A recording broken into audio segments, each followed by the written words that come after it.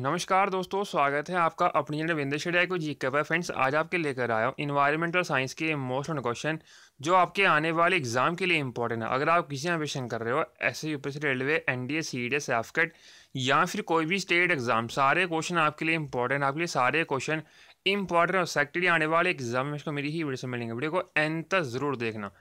Friend, video start करने से पहले वीडियो की डिस्क्रिप्शन और प्लेलिस्ट जरूर, आपको हर क्वेश्चन 4 ऑप्शन दिए जाएंगे। अगर आपको इनमें से किसी भी क्वेश्चन पहले से आता है, आप कमेंट बॉक्स में कमेंट करके जरूर बताना। फ्रेंड्स, के मैंने ऑलरेडी 2 पार्ट्स करवा दिए हैं, अगर आपने नहीं देखे हैं प्लीज़ आकर देखना, आपके एग्जाम के लिए काफ़ी यूजफुल होंगे। तो स्टार्ट कर लेते हैं। फर्स्ट क्वेश्चन है, the stagnant water at the bottom of the lake is called. फिर यहाँ पर वर्ड आया स्टैगनेंट वाटर, उसका मतलब होता है स्थिर पानी।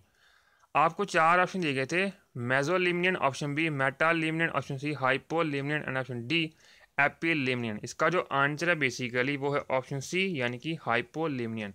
The stagnant water at the bottom of the lake is called, the answer option C, यानी कि हाइपोलिमिनियन। ये क्वेश्चन काफ़ी ज़्यादा इंपॉर्टेंट है और कई बार एग्जाम में पूछा गया है। नेक्स्ट लेते हैं, producer organism in an ecosystem is, options are bacteria, option B plant, option C insect and option D earthworm। Friends, question basically ये पूछा गया था कि जो आपको 4 ऑप्शन दिए गए हैं ना, इकोसिस्टम में इनमें से प्रोड्यूसर कौन होता है। आपको 4 ऑप्शन दिए गए थे, bacteria, option B plant, option C insect and option D earthworm. इसका जो आंसर है बेसिकली वो है ऑप्शन बी, यानी कि plant. Producer organism in an ecosystem is the answer option B, यानी कि प्लांट। ये क्वेश्चन भी काफ़ी ज़्यादा इंपॉर्टेंट, कई बार एग्जाम में पूछा जाता है। फ्रेंड्स, आपके लिए मैंने सारे क्वेश्चन इंपॉर्टेंट और सेक्ट इस वीडियो को एंड तक जरूर देखना। फ्रेंड, आपको इस चैनल हमेशा ही क्वालिटी कंटेंट दिया जाता है जो आपके एग्जाम के लिए काफ़ी यूजफुल है। फ्रेंड, आपके लिए मैंने ऑलरेडी बहुत सारा कंटेंट डाल रखा है जीके से रिलेटेड जो आपके एग्जाम के लिए काफ़ी यूजफुल है। तो मैंने सारी वीडियोज़ आप एग्जाम से पहले ज़रूर देख लेना। नेक्स्ट लेते हैं, Which one of the following is not biodegradable? Options are woolen carpet, option B silver thin foil, option C leather and option D jute bag। Friends, question basically ये पूछा गया था कि इनमें से ऐसा कौन सा मटेरियल है जो कि बायोडिग्रेडेबल नहीं है। आपको 4 ऑप्शन दिए गए थे, woollen carpet, option B silver thin foil, option C leather and option D jute bag. इसका जो आंसर है बेसिकली वो है ऑप्शन बी, यानी कि silver thin foil is non biodegradable substance. ये क्वेश्चन भी काफ़ी ज़्यादा इंपॉर्टेंट है, कई बार एग्जाम में पूछा जाता है। जो बाकी 3 बच गए ना, वोलन कारपेट हो गया, लेदर हो गया और जूट बैग हो गया, इनको हम बोलते हैं बायोडिग्रेडेबल, ये डिकम्पोज हो जाते हैं। ये क्वेश्चन भी काफ़ी ज़्यादा इंपॉर्टेंट है, कई बार एग्जाम में पूछा गया। नेक्स्ट लेते हैं, charcoal used in water treatment as a, option A absorbent, option B coagulant, option C solvent and option D adsorbent. इसका जो आंसर है बेसिकली वो है ऑप्शन डी, यानी कि adsorbent. Charcoal use in the water treatment is as, option is answer D, यानी कि adsorbent. ये क्वेश्चन भी काफ़ी ज़्यादा इंपॉर्टेंट है, कई बार एग्जाम में पूछा जाता है।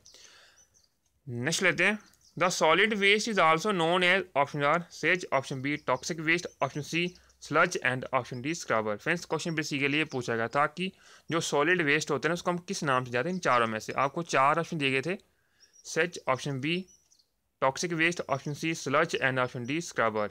इसका जो आंसर है बेसिकली वो है ऑप्शन सी, यानी कि sludge. The solid waste is also known as, यानी कि आंसर सी, यानी कि स्लज। ये क्वेश्चन भी काफ़ी ज़्यादा इंपॉर्टेंट है, कई बार एग्जाम में पूछ जाता है। फ्रेंड्स, अगर आपको ये कंटेंट अच्छा लग रहा है प्लीज़ वीडियो को लाइक और मिनिमम 10 फ्रेंड्स शेयर जरूर करिए। आप हमें इंस्टाग्राम, टेलीग्राम और फेसबुक पर ज्वाइन कर सकते हो एज वीरेंद्र स्टडी को जी के। नेक्स्ट लेते हैं, which are the following weeds has been found useful to check water pollution caused by industrial effluents? Options are Parthenium, option B elephant grass, option C water hyacinth and option D both A and B। इसका जो answer है basically वो है option C, यानी कि water हाइसिनिथ। Next लेते हैं, natural sources of air pollution are, option A forest fire, option B volcanic eruption, option C dust storm and option D smoke from burning dry leaves. Friends, question basically ये पूछा गया था कि इनमें से ऐसा कौन सा सोर्स है जो कि एक नेचुरल सोर्स है एयर पोल्यूशन का। आपको 4 ऑप्शन दिए गए थे, forest fires, option B volcanic eruption, option C dust storm and option D smoke from burning dry leaves. इसका जो आंसर है बेसिकली वो है ऑप्शन बी, यानी कि volcanic eruptions are the natural sources of air pollution. ये question भी काफ़ी ज़्यादा इंपॉर्टेंट है, कई बार एग्जाम में पूछा जाता है। नेक्स्ट लेते हैं, the organisation evolve primarily with environmental planning is options are Central Inland Fishery Research Institute, option B, Indian Council of Agriculture Research, option C, Council of Scientific and Industrial Research, and option D, National Environmental Engineering Research Institute। इसका जो answer है basically वो है option D, यानी कि national environmental engineering research institute involve primary with environmental planning.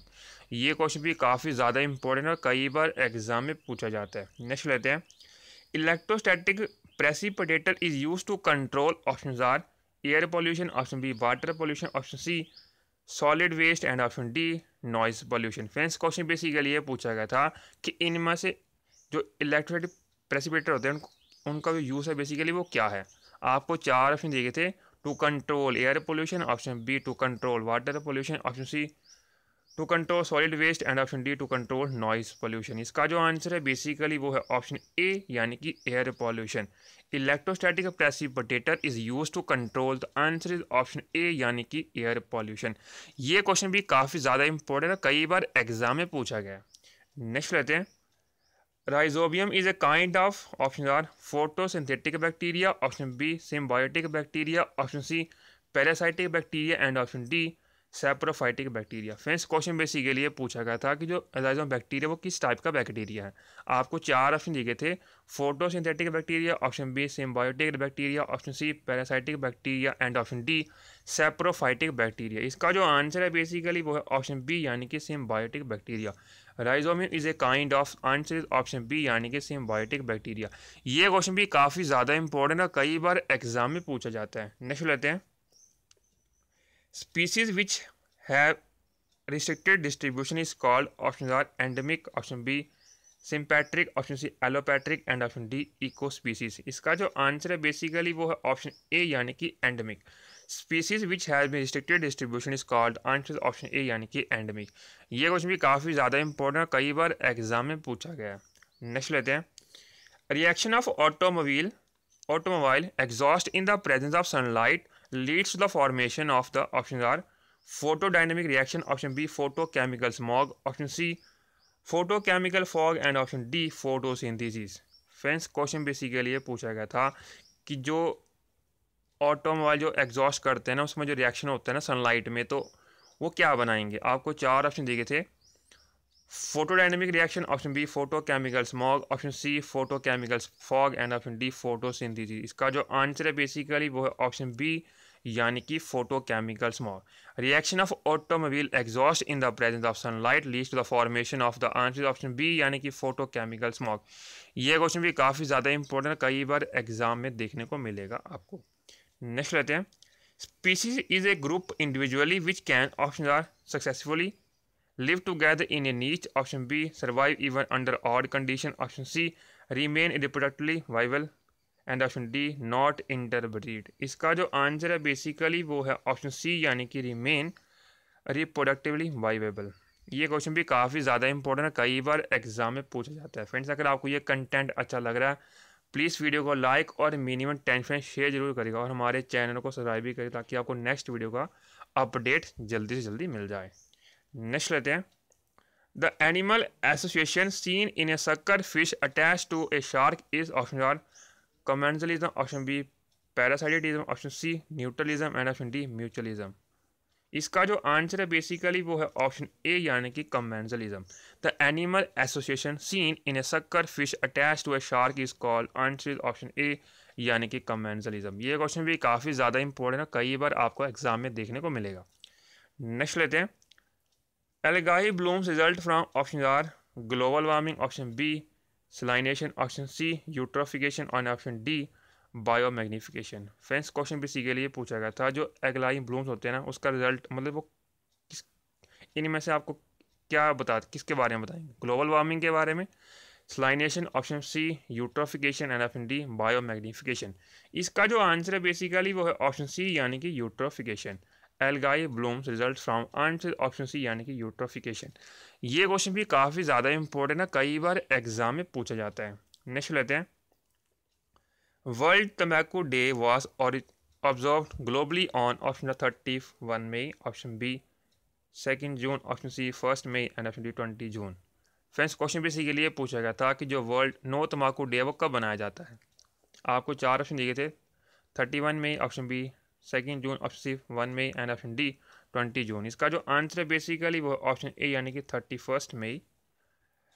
No तम्बाकू day is celebrated globally all over the world. ये question भी काफ़ी ज़्यादा इंपॉर्टेंट, कई बार एग्जाम में पूछा जाता है। नेक्स्ट लेते हैं, the most serious environment affect posed by hazardous waste is options are air pollution, option B contamination of groundwater, option C increase use of land for landfills and option D none of the above। Friends question basically ये पूछा गया था कि इनमें से जो आपको 4 option दिए गए सबसे ज़्यादा इन्वायरमेंट को कौन इफेक्ट करता है, ज़्यादा जिसका ज़्यादा इम्पैक्ट पड़ता है इन्वायरमेंट के ऊपर। आपको 4 ऑप्शन दिए गए थे, air pollution, option B contamination of ground water, option C increase use of land for the landfills and option D none of the above. इसका जो आंसर है बेसिकली वो है आपका ऑप्शन बी यानी कि the contamination of the ground water.